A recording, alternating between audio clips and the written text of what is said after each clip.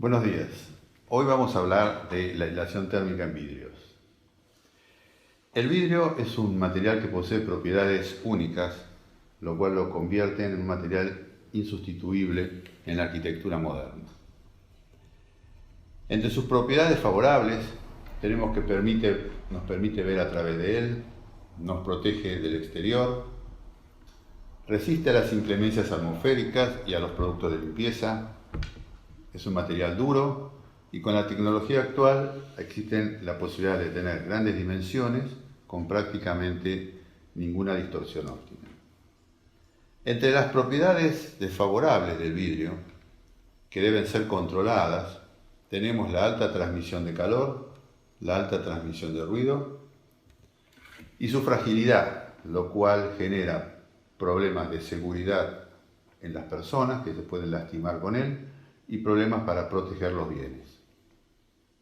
En el día de hoy nos vamos a referir a la alta transmisión de calor, cuáles son los mecanismos por el cual se transmite el calor y cómo controlarlo según sea la ubicación del vidrio en el lugar en que esté puesto. ¿Cómo se transfiere el calor a través del vidrio? Existen tres mecanismos básicos que son los de transmisión a través por diferencia de temperatura entre un lado y otro, por radiación solar o por radiación de los cuerpos calientes. Un cuarto elemento que permite la transferencia de calor es la infiltración de aire, pero no vamos a tratarla porque es un problema que corresponde más a la carpintería que al vidrio. Veamos primero la transferencia de calor por diferencia de temperatura. En el gráfico puede observarse un vidrio que separa dos ambientes, el interior donde hay calor y el exterior que está frío. El calor del interior se transmite a las moléculas del vidrio y se va transfiriendo hacia el exterior molécula a molécula. Como estas moléculas están en un material sólido y no se pueden mover, la velocidad de transferencia de calor es una prefijada que tiene que ver con las características del material que estamos analizando, en este caso vidrio. Cuando el calor llega al exterior del vidrio, toma contacto con las moléculas del aire que están pegadas a él y las calienta. Como estas moléculas sí se pueden mover, porque están en un fluido que es el aire, a medida que se calientan por convección, se trasladan hacia arriba y van dejando lugar a otras moléculas frías que se van a ir calentando por la superficie exterior del vidrio. Este mecanismo se acelera por el viento que puede haber en el exterior, que puede mover las moléculas más rápidamente. Es el mecanismo básico en el cual de todo material, incluso nuestro propio cuerpo, cuando perdemos calor por el movimiento del aire exterior, por ejemplo en invierno. ¿Cómo se mide la velocidad de transferencia de calor? Esa velocidad se mide a través de un coeficiente que se llama coeficiente de transmisión térmica, K, o en algunos lugares se lo conoce como U, que mide la velocidad con que se transfiere el calor de un lugar a otro cuando existe entre ambos una diferencia de temperatura. En el caso particular del vidrio, ese valor es 5,6, que es muy similar al valor de transferencia de calor de una chapa de zinc. Para tener una idea de qué estamos hablando, cualquiera que haya estado cerca de una chapa de zinc o que haya estado debajo de una chapa de zinc en un día de calor puede saber lo terriblemente incómodo que es estar por la gran transferencia de calor que hay. Bueno, el vidrio tiene un valor de transferencia de calor similar al de una chapa de zinc. Si lo comparamos con otros productos que se utilizan habitualmente en la construcción, vemos que el tabique de ladrillo hueco tiene un valor de 1,30, la pared de bloque de cemento 1,55, una losa de hormigón armado 1,45. De estos valores al 5,6, 5,8 que tiene un vidrio incoloro, hay una diferencia, es 4 veces más, es decir, la transferencia de calor a través de un vidrio es 4 veces más que a través de los elementos típicos que se utilizan en la construcción. Es decir, Si lo ponemos en términos térmicos, cada vez que reemplazamos un metro cuadrado de material tradicional de la construcción por un metro cuadrado de vidrio, estamos cuatriplicando la carga térmica de un edificio. Esto obliga a encontrar alguna forma de disminuir la transferencia de calor del vidrio, porque si no sería imposible llegar a tener los grandes edificios vidriados que caracterizan la arquitectura moderna y que esos edificios fueran habitables interiormente.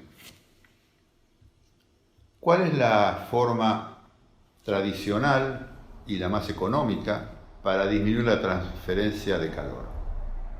Es la más vieja que existe en el mundo, que es la de generar una capa de aire estanco entre los sectores que se quieren aislar térmicamente. Cuando nosotros nos ponemos un pullover, lo que estamos haciendo es generando una capa de aire entre nuestro cuerpo y el pullover que está quieta. Y el aire estanco es el elemento más barato y más eficiente para frenar la transmisión de calor. En el caso del vidrio, esto se logra poniendo dos vidrios separados a una cierta distancia, de modo tal que el aire que está encerrado esté estanco, esté quieto, con lo cual se reduce dramáticamente la transferencia de calor. En el caso del doble vidrio se reduce a la mitad, es decir, que si teníamos que un floating color de 6 milímetros tenía un valor K de 5,80, un doble vidriado formado por dos vidrios de 6 milímetros y separado una cámara de 12 tiene 2,80. Es decir, que logramos disminuir la transferencia de calor a la mitad. Todavía esto sigue siendo muy elevado en relación a los valores tradicionales de la construcción, que habíamos dicho que estaban en alrededor de 1,8. Es decir, que todavía vamos a tener que trabajar más para poder disminuir la transferencia de calor. ¿Cómo se puede disminuir la transferencia de calor más allá de los 2,80? El valor K para un doble vidrio está dependiendo de tres factores: el ancho de la cámara, la conductividad del fluido que está dentro de la cámara y la utilización de vidrio low-E, bajo emisivo o soft coating. Veamos primero la influencia del ancho de la cámara. En el gráfico puede verse que a medida que aumenta el ancho de la cámara disminuye el valor K. Pero alrededor de 14 o 15 milímetros ya el aumento, ya en vez de continuar disminuyendo, aumenta levemente. Es decir, no se puede pasar de 14 o 15 milímetros bajando el valor K. Esto se debe a que a partir de ese espacio, el aire que está incluido en la cavidad empieza a moverse, tiene suficiente espacio y empieza a moverse. Deja de ser estanco. Entonces, al no ser estanco, la capacidad de disminuir el valor K se limita, se frena. Es decir, que tenemos un límite en el valor K relacionado al ancho de cámara que anda en alrededor de 14-15 milímetros de ancho de cámara. Más de allí no vamos a obtener disminución en el valor K. Veamos el segundo factor, que es la conductividad del fluido interior de la cámara. En el gráfico puede verse cómo baja el valor K para distintos tipos de gases incluidos en el interior de la cámara.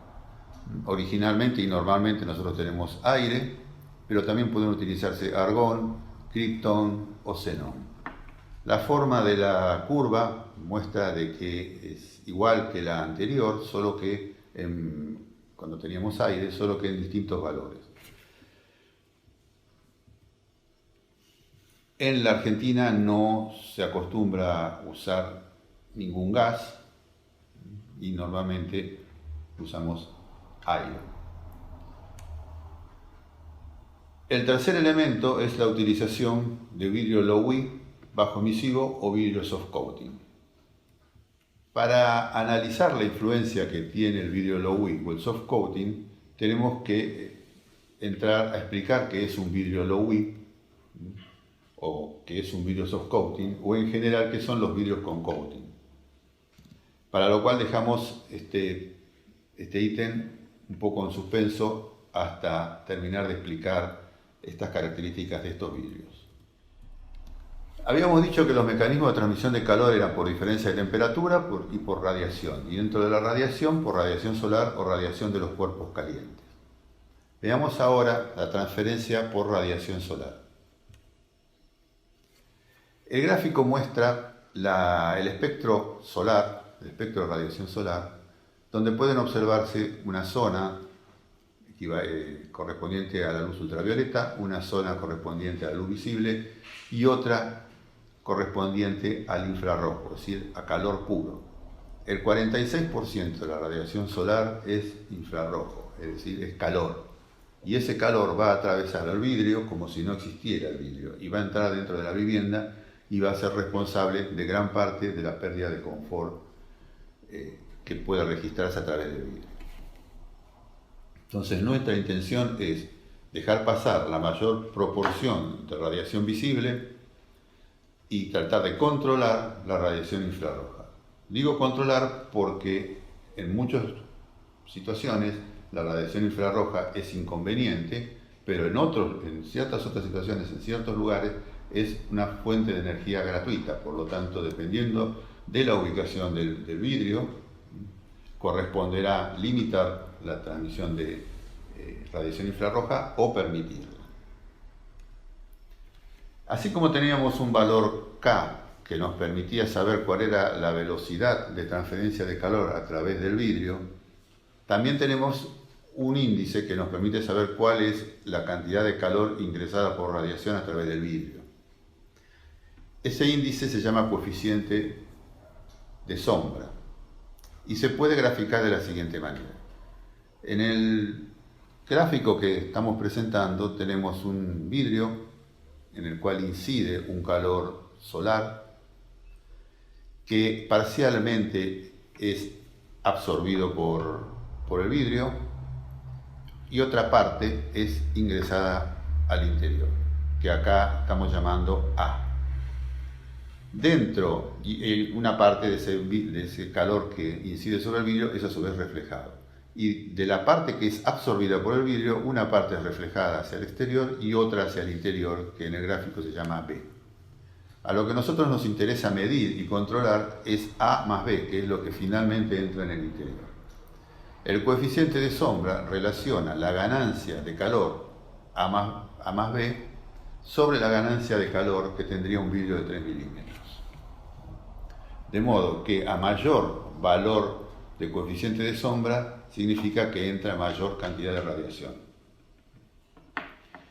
Otro elemento que hay que tener en cuenta cuando se habla de radiación es la transmisión de luz visible, porque para tratar de controlar el ingreso de radiación, normalmente se ha utilizado vidrios que tienen algún tipo de tonalidad y disminuyen la transmisión de luz, el ingreso de luz. Entonces, la persona que esté diseñando, el arquitecto que esté diseñando un edificio, debe tener que tener en cuenta no solo la disminución de la radiación solar, sino también la transmisión de luz visible que finalmente queda con el método que haya utilizado para controlar la radiación solar. Es decir, el coeficiente de sombra y transmisión de luz visible son dos elementos que deben ser analizados simultáneamente. Un mayor coeficiente de sombra indica que entra más radiación, menor coeficiente de sombra que entra menos. ¿Cómo podemos controlar el ingreso de radiación solar? Existen 3 mecanismos en el vidrio para controlar el ingreso de radiación solar. Uno es la utilización de vidrios color. Los vidrios con color tienen pigmentos en su interior que absorben parte de la radiación solar. Dependiendo del color, se absorbe en mayor o menor medida. Otra forma es la utilización de vidrios con serigrafía. La serigrafía se distribuye a través de puntos o el método que desde el punto de vista del diseño ya se ha elegido, y donde existe serigrafía no entra radiación solar. Es decir, que si tuviéramos puntos, el tamaño de los puntos y la densidad de los puntos nos va a permitir regular con el ingreso de radiación solar en mayor o menor medida. Pero el que nos interesa realmente ahora, porque es el verdaderamente importante dentro de la industria del vidrio hoy en día son los vidrios con coating. Un vidrio con coating es un vidrio float normal que tiene aplicado por diferentes métodos una capa muy delgada de metálica, que es la que tiene las propiedades que nos van a permitir controlar el ingreso de radiación solar. Dentro de los vidrios con coating podemos clasificarlos en reflectivos, low-E, o vidrios que tienen una mezcla de low-E y reflectivos. Son más reflectivos o más low-E, dependiendo de lo que se esté buscando específicamente para una obra determinada. En el gráfico que se puede ver ahora se esquematiza qué es un vidrio con coating. En el de la izquierda vemos un vidrio típicamente reflectivo. En el del centro un vidrio bajo emisivo. Se puede ver que la cantidad de capas metálicas son superiores. Y en el de la derecha un vidrio bajo emisivo doble con triple capa de plata. Cada una de estas alternativas, o muchas otras que no están dibujadas acá, ofrecen características diferentes en el control solar. Los vidrios con coating se pueden clasificar según su método de fabricación en pirolíticos, también llamados vidrios hard coating, que son vidrios de capa dura. Estos vidrios se fabrican a la salida del horno float, en forma directa a la salida del horno float, lo cual permite que la capa de coating ingrese bastante profundamente dentro de la superficie del vidrio. Por eso la capa de coating es dura y por eso se llaman hard, y son vidrios que pueden usarse al exterior, resisten el medio ambiente, resisten la limpieza. El otro tipo de vidrio es el llamado magnetrónico o soft coating, que son vidrios de capa blanda. El coating no ha penetrado tan profundamente sobre la superficie del vidrio y por lo tanto suelen ser vidrios muy delicados que no se pueden usar al exterior y que tienen necesidad de cuidados especiales durante todo el proceso de manufactura hasta llegar al doble vidriado.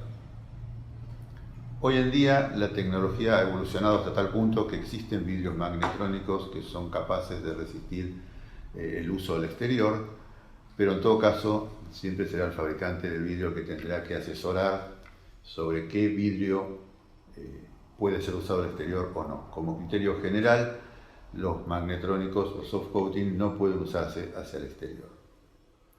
Los vidrios pirolíticos son de capa dura, como dije, pero tienen propiedades limitadas, tanto en colores como en propiedades térmicas.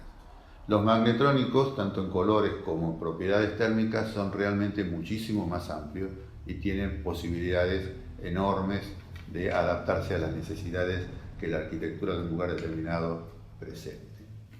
Los vidrios con coating pueden tener el coating hacia el exterior, una vez que están colocados en obra, o hacia el interior, como lo muestran las siguientes figuras. Cuando el vidrio con coating tiene el coating hacia el exterior, se lo denomina cara 1, siempre se denominan las caras a partir del exterior, y cuando está con el coating hacia adentro es cara 2. La diferencia visual es que un vidrio con coating en cara 1 se ve exteriormente como un espejo y prácticamente no importa el color que tenga el vidrio, visualmente no es observable, lo que predomina es la característica de espejo. Mientras que cuando está en cara 2, como el coating está atrás, uno puede observar el color del vidrio, lo cual desde el punto de vista arquitectónico ofrece muchísimas mayores posibilidades. El problema que está vinculado a usar el coating en cara 2 es que los rayos del sol atraviesan el vidrio 2 veces, con lo cual la temperatura que adquiere el vidrio es muy alta y la posibilidad de rotura por estrés térmico también es alta. Por eso los vidrios con coating en cara 2 normalmente casi obligatoriamente tienen que ir templados o termoendurecidos. Como ya me referí de que los vidrios magnetrónicos o soft coating tienen que estar normalmente protegidos con su cara interior hacia a la cámara de aire del DVH, entonces casi inevitablemente estamos hablando que un vidrio soft coating va a tener su vidrio templado o termoendurecido, porque en el 90% de los casos va a estar hacia el interior. Veamos algunos valores de coeficiente de sombra y transmisión de luz para algunos vidrios. Un float incoloro de 6 milímetros tiene un valor de coeficiente de sombra de 0,98, es decir, prácticamente 1, lo cual implica que prácticamente toda la radiación solar que incide sobre él pasa a través. El porcentaje de transmisión de luz es alto, es un 88%. Si pasamos a un vidrio gris de 6, ya dijimos que una de las maneras de controlar el ingreso de radiación solar es utilizando vidrio color. Si usamos un vidrio gris, el coeficiente de sombra es 0,72, es decir que pasa el 72% de la radiación que incide sobre el vidrio, menos que en un float incoloro. La transmisión de luz disminuye prácticamente a la mitad, un 46%. Si utilizáramos un vidrio reflectivo gris de 6 milímetros para controlar el ingreso de radiación solar, el coeficiente de sombra disminuye al 0,45, es decir, prácticamente a la mitad. Es decir, que el uso de un fluor reflectivo gris limita el ingreso de radiación solar a la mitad respecto a un vidrio común.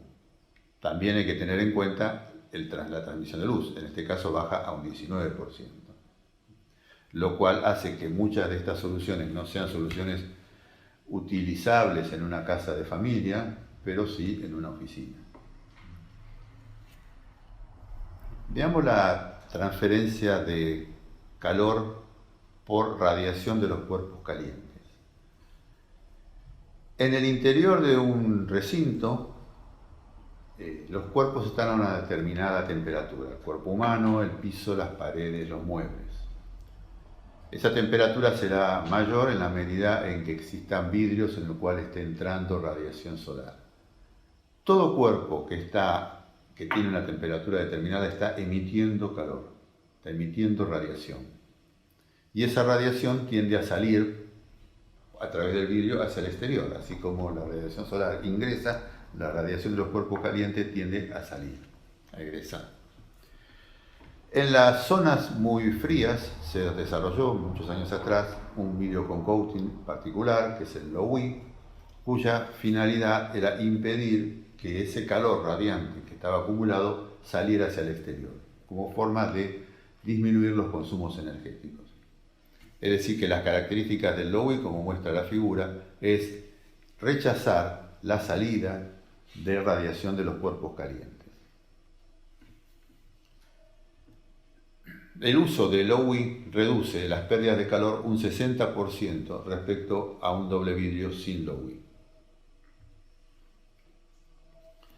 La ventaja del vidrio Low-E respecto, por ejemplo, a los vidrios reflectivos o a los vidrios color es que son prácticamente incoloros, es decir, que transmiten el 100% de la luz visible, lo cual permite ser utilizado en casas de familia porque no producen distorsión de color de lo que se quiere ver hacia el exterior. Reflejan hacia el interior, a diferencia de los vidrios reflectivos que reflejan hacia el exterior.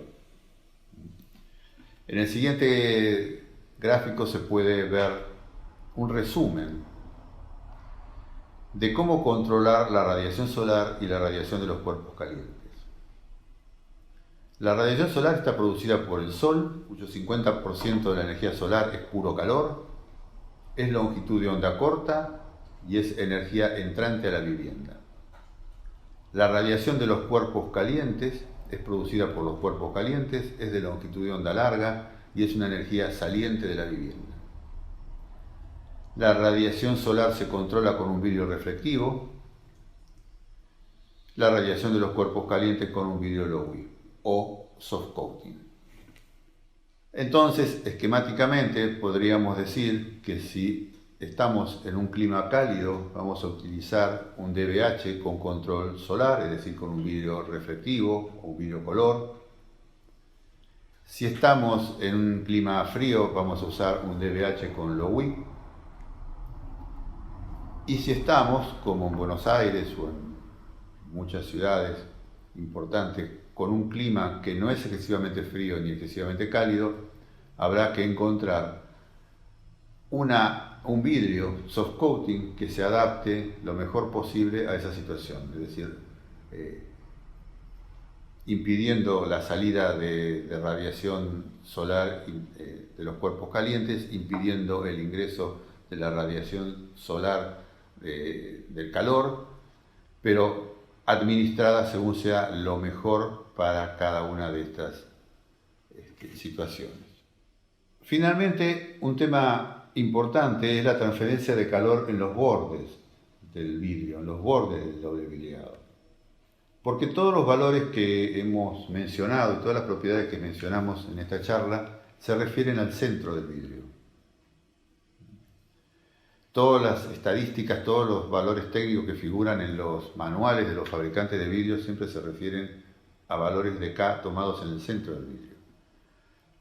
Pero el borde del vidrio, que normalmente está hecho de aluminio, transmite calor mucho más que lo que transmite el centro del vidrio. Y en definitiva, el valor total de transferencia de calor está compuesto por el centro del vidrio y el borde del vidrio. Aunque el borde sea proporcionalmente menos importante, influye. Entonces existen separadores de DVH con características especiales para disminuir el valor K en el borde del vidrio. Es decir, que el valor K en el borde dependería del tipo de separador utilizado en la fabricación del doble vidrio. Si utilizamos un separador en la fabricación del doble vidrio cuyo valor K es alto, se puede presentar condensación en el lado interior de la ventana. Si tenemos un valor K bajo, podemos disminuir o evitar esa condensación aún en las situaciones más extremas. Existen distintos tipos de separadores que se pueden utilizar en la fabricación del doble vidrio. El normal es el aluminio, que tiene una alta transmisión de calor. Existe la posibilidad de utilizar acero inoxidable o galvanizado, que tiene mucha menor transmisión de calor. Existen separadores que son de aluminio forrados en algún tipo de plástico. O el llamado cordón orgánico, que reemplaza al metal directamente por un cordón orgánico que tiene a su vez las posibilidades de absorber la condensación interior del DVH, lo cual permite finalmente llegar a los valores más bajos posibles de K. En el siguiente esquema se ve la evolución de la disminución del valor K según los distintos cambios tecnológicos. Originalmente un vidrio común tiene un valor de 5,8. Al ponerlo en un doble vidriado estamos bajándolo a 2,8. Si el doble vidriado le ponemos gas argón y utilizamos Low-E, estamos hablando de un valor de 1,4. Y si finalmente utilizamos algún tipo de separador que controle el valor K, podemos llegar hasta un valor de 1,1. Hoy en día, en algunos países como en Alemania, se exige por ley que la ventana no tenga más de 0,8 de valor K para poder ser autorizada la construcción de un edificio. Semejantes valores solamente se logran con triple vidriado, doble argón y doble Low-E. Pero la tendencia a largo plazo es llegar a valores de K prácticamente ceros, hasta donde la técnica lo permite. Un error muy habitual es el suponer que el doble vidrio sirve solo para zonas frías. Como fue inventado justamente para estas zonas, la idea es que predomina antes que el DVH solo es adecuado para las zonas frías. La realidad es que el DBH lo que hace es limitar la transferencia de calor. Por lo tanto, es tan útil para zonas frías como para zonas calientes, donde va a limitar las pérdidas de aire acondicionado, que por otro lado suelen ser mucho más costosas que la calefacción. Estando en una zona muy fría, si vamos a comparar una zona muy fría con una zona no tan fría como Buenos Aires, por ejemplo, evidentemente el DBH va a ser mucho más útil en la zona fría porque los ahorros energéticos van a ser más importantes. Pero en una ciudad como Buenos Aires también permite importantes ahorros de energía, no tan importantes como cuando estamos con diferencias de temperatura extremas. Pero no tenemos que perder de vista que el DBH lo que hace es limitar la transferencia de calor. Por lo tanto, siempre será útil. Y máxime cuando existe mucho calor porque los costos de refrigeración se limitan y ellos son más altos que los costos de calefacción. Bueno, esto es todo. Muchas gracias.